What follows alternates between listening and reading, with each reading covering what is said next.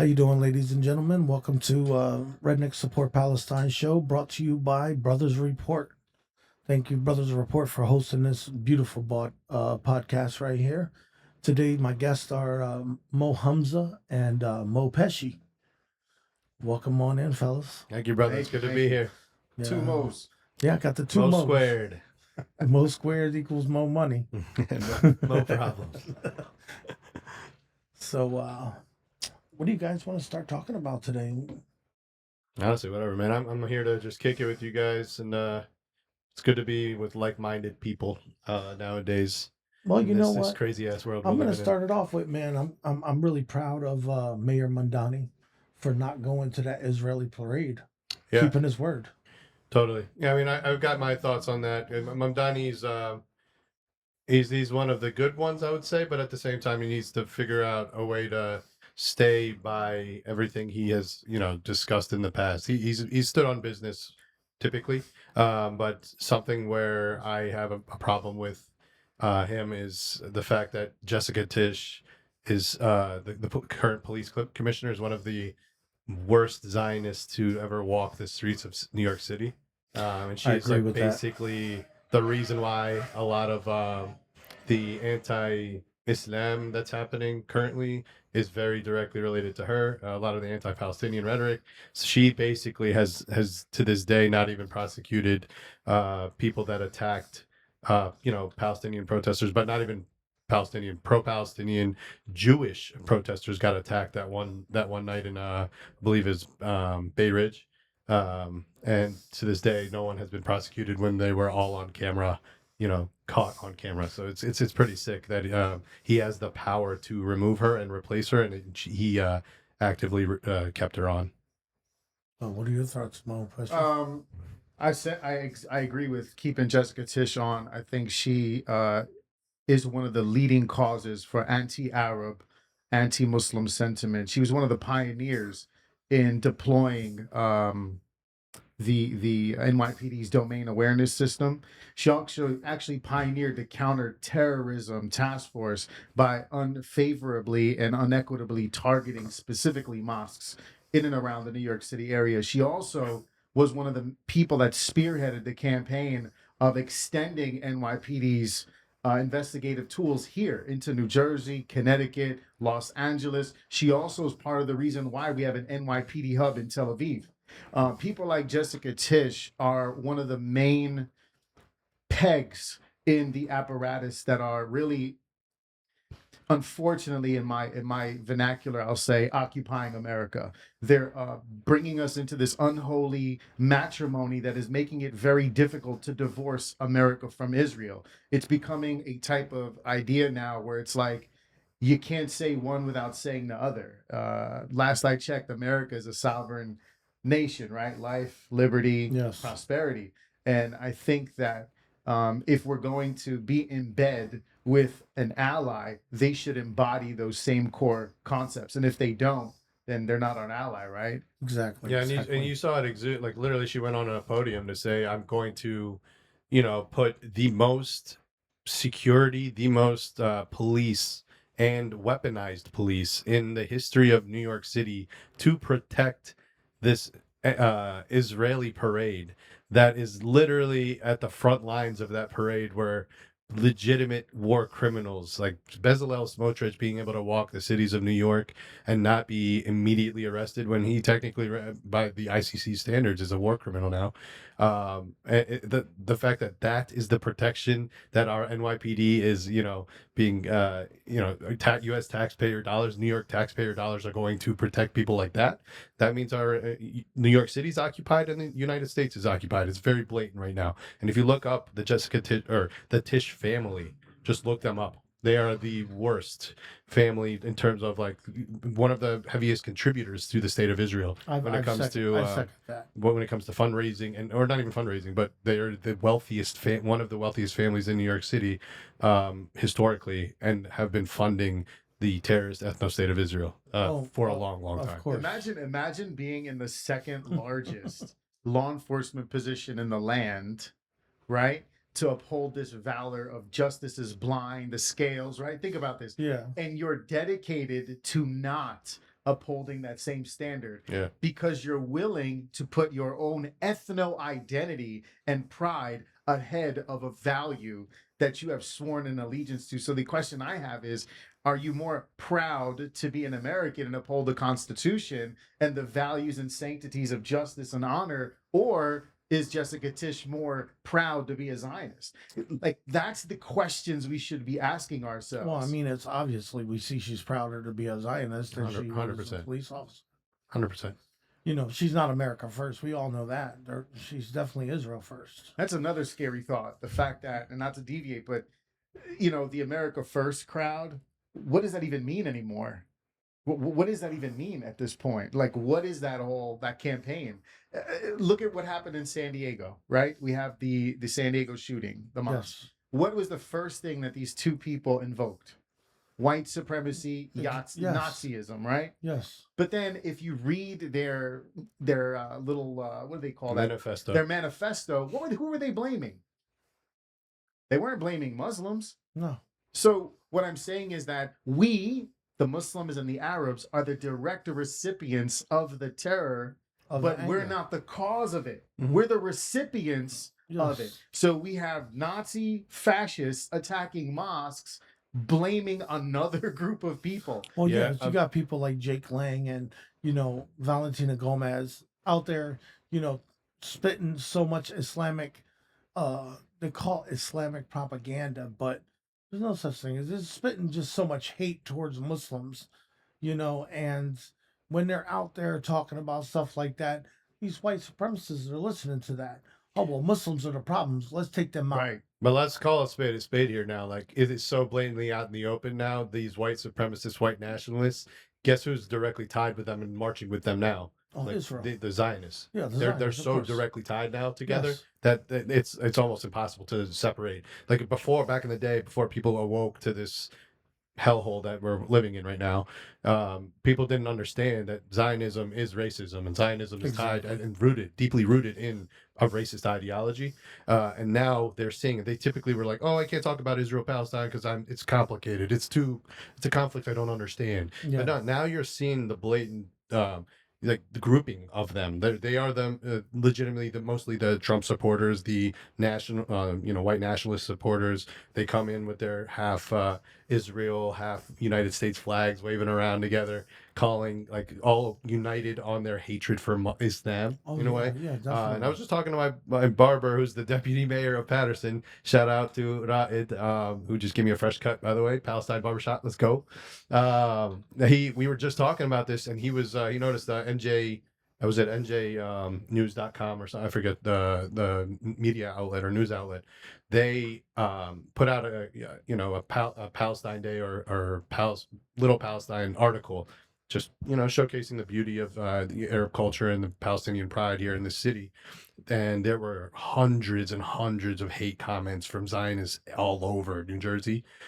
When the shooting in San Diego happened, he went back to check, and he actually did a screenshot. They wiped that clean. There's like a systemic way they wipe their comments away, right? Oh yeah, Because there was so much like blatant Islam hatred that they operate in a way where they post so much hate to garner so much hatred that children now can go on a website and start to learn from it, and like teenagers can go up and shoot up a mosque willy-nilly because they learn this type of hate online, right? And these Zionists are very in tune with that, and they post it regularly on purpose to like garner that hatred. And then when something happens, they want to retreat or backtrack from that shit. yes. It's a very desensitizing. methodical, I strategic feel- way of operating to dehumanize us in a way. I feel like they want to get rid of Islam, and there's a reason they want to get rid of Islam. They can profit off us. They cannot profit off of us at all.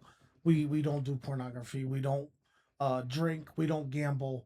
We don't do all the stuff that they can profit off of, and that's one of the big problems for them because we're humble and pious, and we don't do all this nasty, and we're not pedos, and every video I watch about pedos happens to be there from Israel. Mhm. So they can't profit off of Islam, and that's one of their biggest problems. And I think that's why they want to get rid of Islam.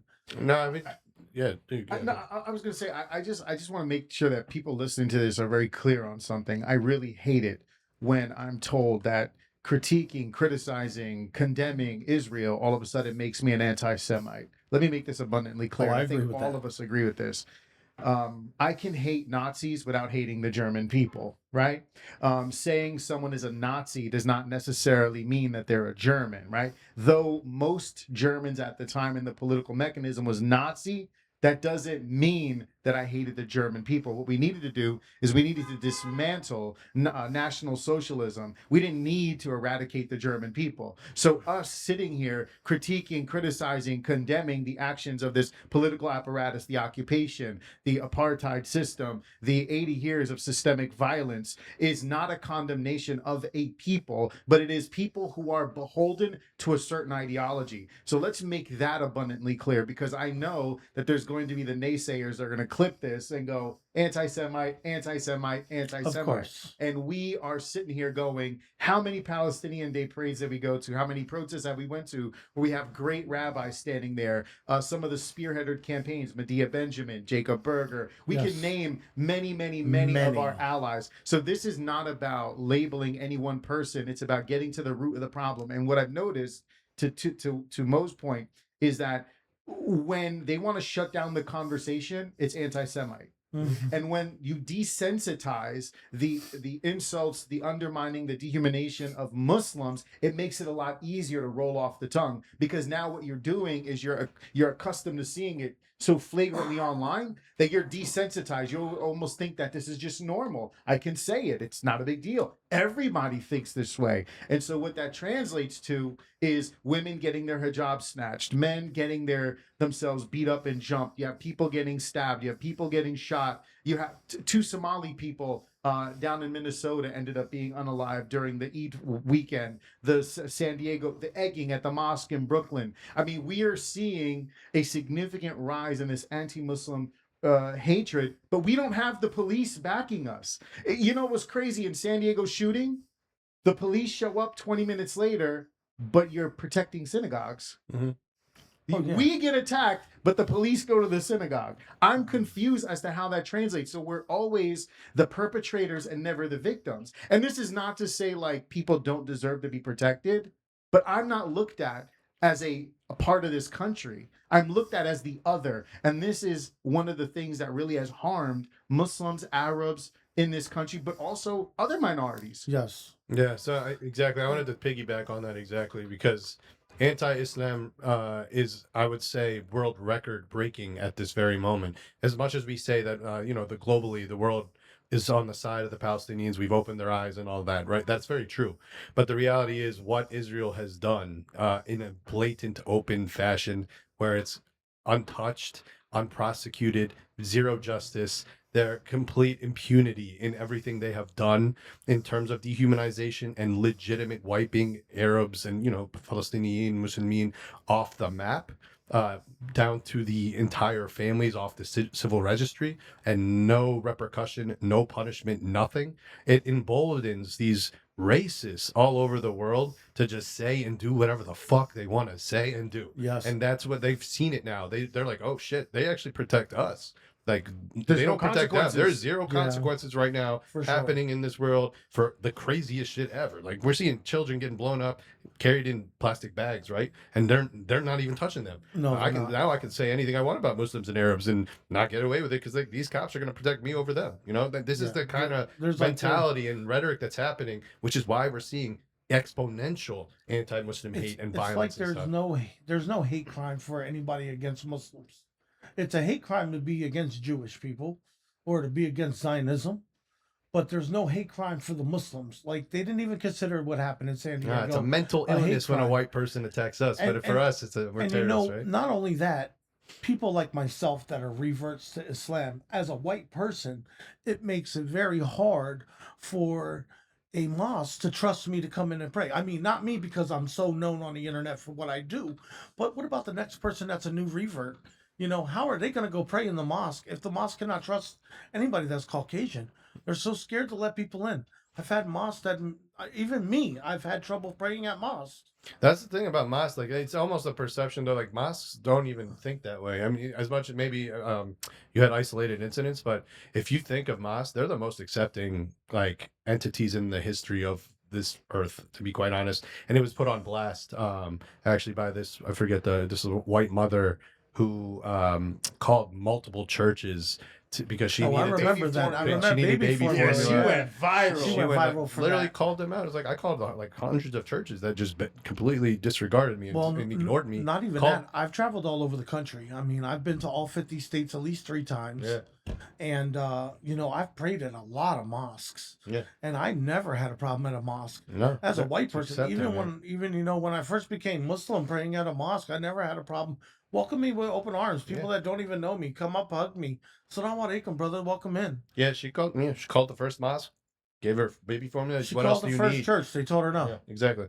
Hundreds of churches told her no. And the first mosque was like, "Yep, let's do it." And then every other mosque actually joined in to contact her proactively to say we have more baby formula. It's a shame they say Muslims are so anti-Semitic, but as coming from a white American, Muslims are the most Semitic people I've ever met in my life. Yeah, in reality, I mean, but they are welcoming. They welcome you to your house. They'll give you the clothes off your back, off their back. They don't care. They just want to make sure you're okay. Yeah, and that's They- not even Semitism. That's just like humanity. Islam yes, is they're the rooted most in human humanity, people. right? Yeah, and Yes. Semitism, just as a definition, is like Arab people are Semites. So that's like a falsehood. I mean, this is like systemic in such a crazy way. This whole anti-Semitism nonsense we're living in. The good news is like the world is so awake that it's almost like we've taken it, and it's sick to say this. It becomes a term of endearment when you call us anti-Semites now, because we know what definition you're throwing behind it. When you say that we are anti-Semites because we're fighting for a people being eradicated, we're fighting against children getting murdered every single day in mass, then whatever, man, call me whatever the hell you want. It is what it is. It makes you look worse when you say this, and you actually have watered down that term so bad and have made it so difficult for actual Jews fighting for humanity to operate in this world, because you are the creation of anti-Semitism at that moment. Exactly. Israel is the most anti-Semitic entity on this planet as we see it right now.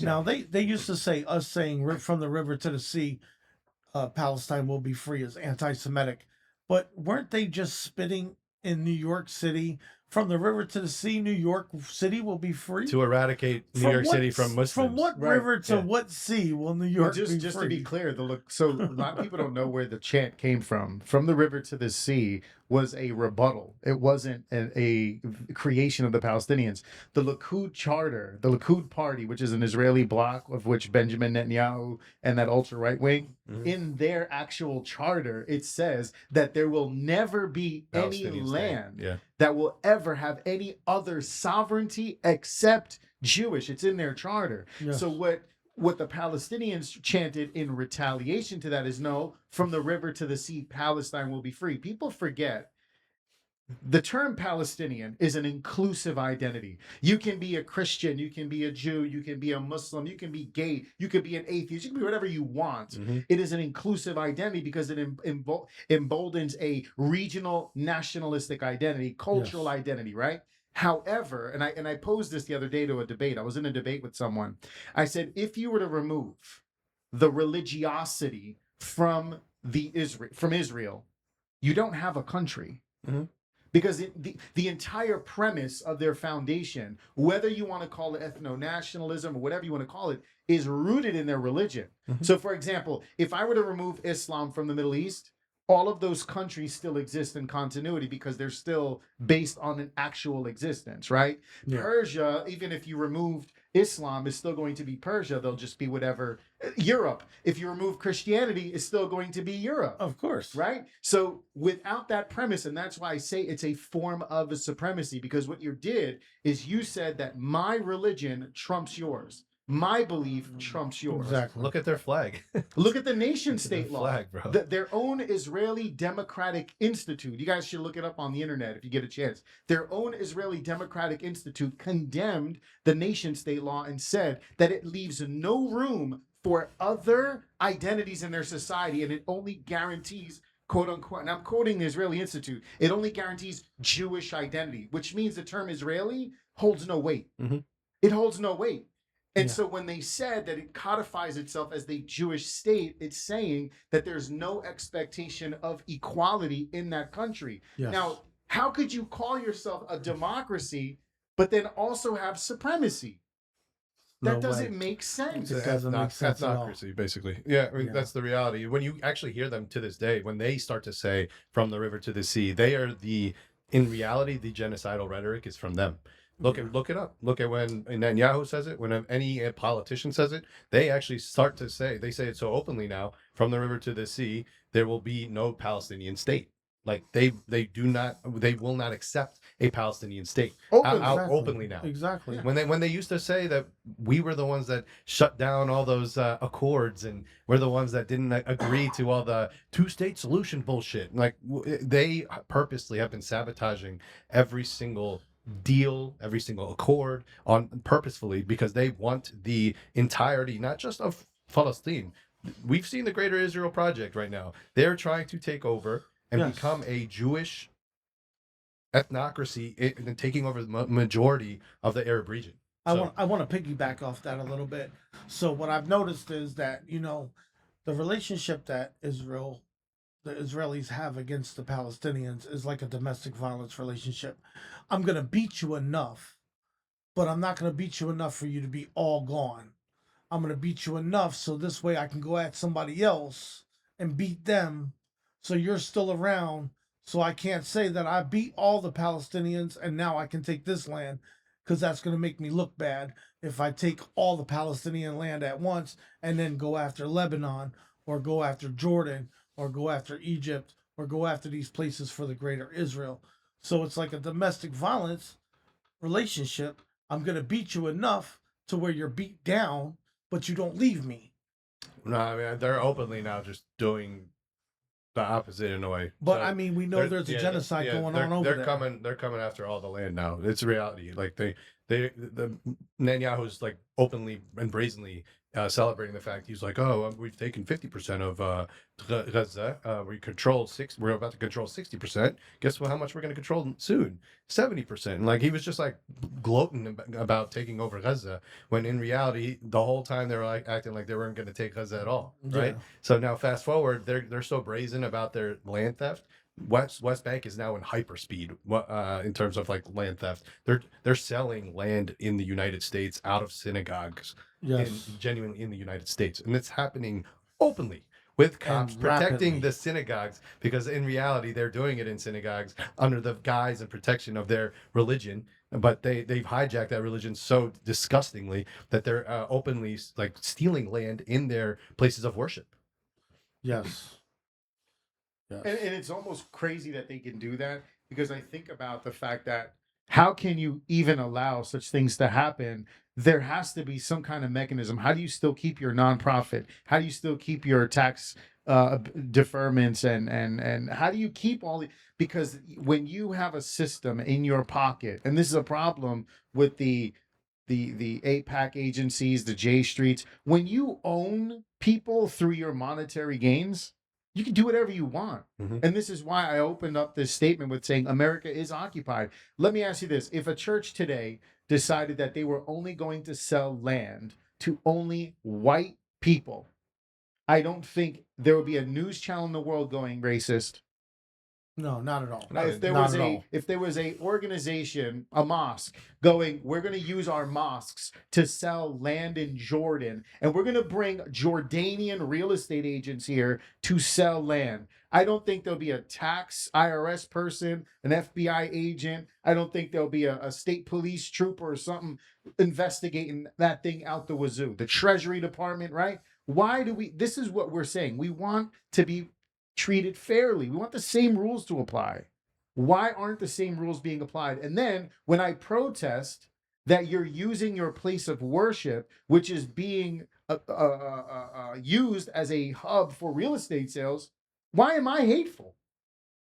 How did this return to me being the bad guy? Yep. I'm saying you're selling land the international community says is illegal, land that your 501(c), whatever it's called, says you're not even supposed to be a part of. Mhm. How did that end up being me hateful? And this is what we're saying, that we need Americans to wake up. We've been saying this for countless years, but no one's waking up. Mhm. And then when America does wake up, guess what? It's going to be too late, because that bill is going to get passed and you're going to fuse the IDF with the U.S. Army. It's already at our doorstep. Every step of the way. Once that happens, it's over for all of us in America. We have family and friends. I'm sure all of us can point to someone that served in the military at some capacity, right? And they're still having the least amount of health benefits, least amount of dental benefits, least amount of housing support, least amount of educational support. But we're willing to go, hey, that's our ally. But you know what? Saudi's our ally too. They cut us a check. Mhm. What has Israel given us? When we needed help, Qatar and Kuwait and Saudi Arabia cut us a check.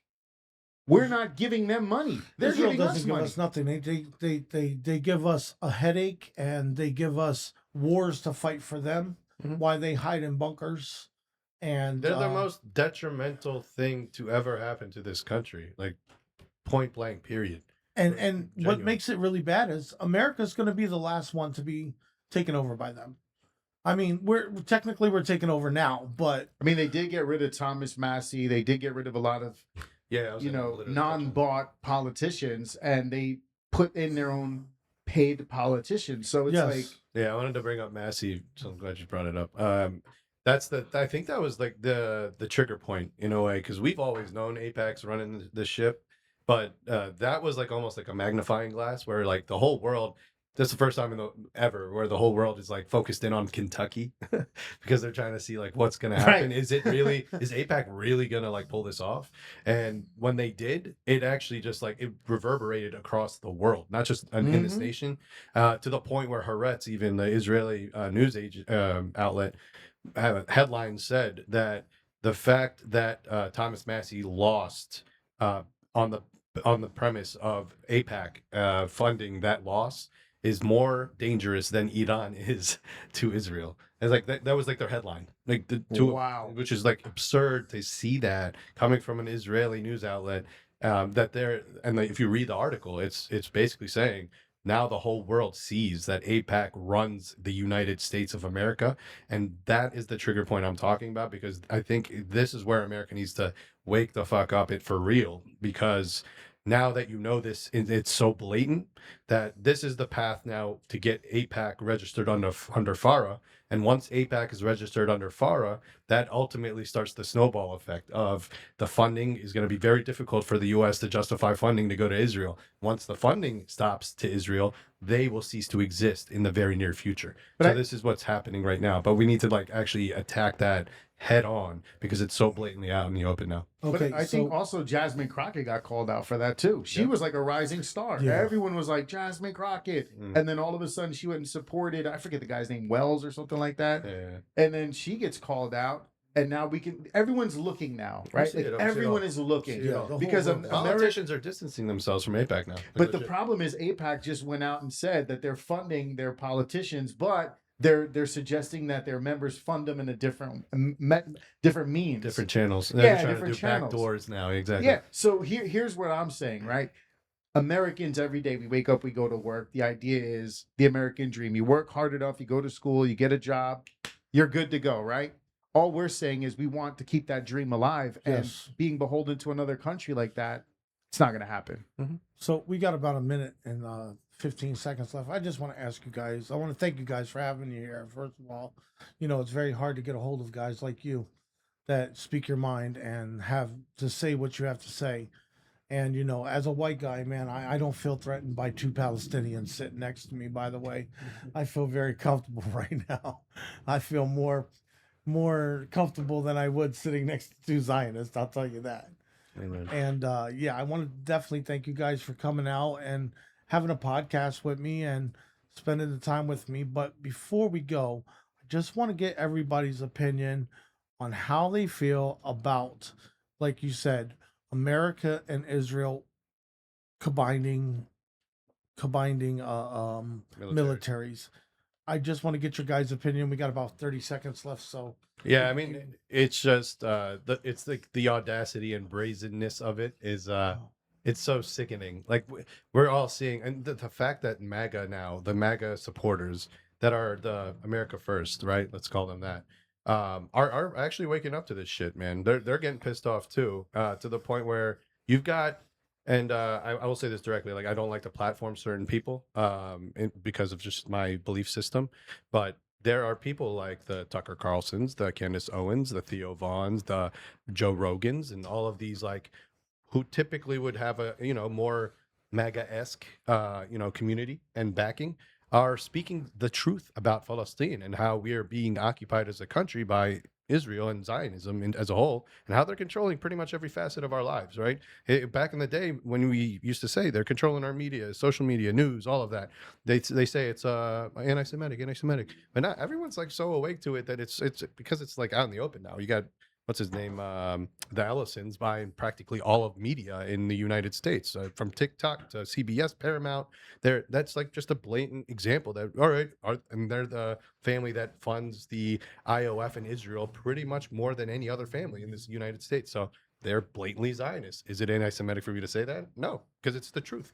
And you just look at any news network, any social media is basically run by the Zionists and are controlling our voices to the point where I personally have been banned 44 fucking times from Meta, and they're because I speak out for my people. So this is a different world. The fact that the military is now, in a sense, fusing because they're just going to share intel when there's blatant evidence that Israel spies on the U.S. Like the CIA, ex-CIA members come out and say we have been spied on by Israel on so many occasions that they are genuinely like a threat to our country. And now, fast forward, you have intelligence sharing, and to the point where Palantir wants to kind of take over the world, and fuse everything together from Israel to the U.S. Exactly.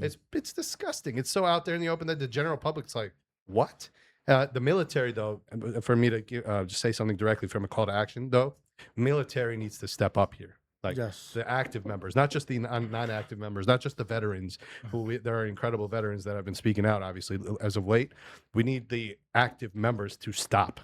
yes, They need to stop enlisting either, or stop actually like going on their tours or anywhere. Just you have every right to stop and say that I refuse to fight for a foreign country that is currently a terrorist nation, right? So Yes. that you have every right to say that. Because it is now becoming a point where it is becoming a danger to our own country. So as a citizen, you have every right to revolt. definitely. And then I want to ask you one last question before we go, because I really want your opinion on this. The conversation that Donald Trump just had with Netanyahu, where he said you're being a fucking idiot, and I'm the only reason you're not fucking jail. How serious do you think that conversation was between them? I don't believe it. I think It's garbage. I think what happens is they seep a lot of nonsense into our world to make us think that there's a good guy, bad guy, there's opposing views. They're lock in step with each other, right? This is all a game. It's all a ruse. It's all smoke and mirrors. Just like still choosing a Democrat or Republican. Yeah, if true. I give people this example. The roulette table, how it has black and red. Well, if you ever do the betting, instead of betting on numbers, you take the 50-50 bet, right? Well, what the AIPAC lobby does and what the J Street do is they go, you know what? We're not going to bet against red or black. We're going to buy both red or black because to them, they don't care how much money they throw out. The objective is to win the game. Yes. And so both sides of the aisle are going to be bought and paid for. And so this ruse is for people that are still kind of like old and still believe the Fox News, motto. Yeah. The Republicans want the liberals. And it has nothing to do with that. This is about survival. It's about those who want to live versus those who want to take your life. This Yes. is really what it comes down to. It's not left or right. It's It's up, top down. I believe it's nothing good or to do. evil. I think you're either on the good side or you're on the that's evil it. side. And this That's is why I think we should really have a stronger call to action for a third party. I absolutely don't have no buy-in. A Democrat, Republican, I have no stock in that. For me, they're all lost. They're just lost. And I think we have to do something transformational. I'll give you why I say that. On January the 6th, right? Everyone remembers the insurrection? Yes. That was over a vote. People got so angry over a vote that they decided to march and storm the Capitol. This is what happens when people get upset in this country. That's what I'm afraid of. See, it wasn't a group of minorities that did it. It wasn't a gang of Hispanics. It wasn't Muslims. It wasn't Arabs. They were what? Mostly what? White supremacists. There you go. That's what I'm afraid of. America, when America wakes up, when that group wakes up, imagine what happens. They got mad over a vote. Imagine if something else happens. That's what I'm afraid of. So if we don't nip this in the bud now, that is what I'm afraid of. That is a really good answer right there. I love that. Well, that's all the time we have, guys. I want to thank you guys for coming out. Really appreciate you. And shout out to Brothers Report for hosting Rednecks Support Palestine's podcast today. And then I will see you gentlemen on the internet. Damn right. Or until Can't next, stop, won't stop. until the next Palestine Day. So free Palestine and always fuck Israel, bro. Free Palestine. Let's Free go. Palestine, Thanks for having always. us, brother. You guys know how I feel. Free America too, please. You know, for real. please. Can't censor a man like me. I'm white, but I ain't the white they want me to be. And I refuse. glad to have you, brother. All right. Thank you guys for Thank having you, me. thank you, Thank thank you. you.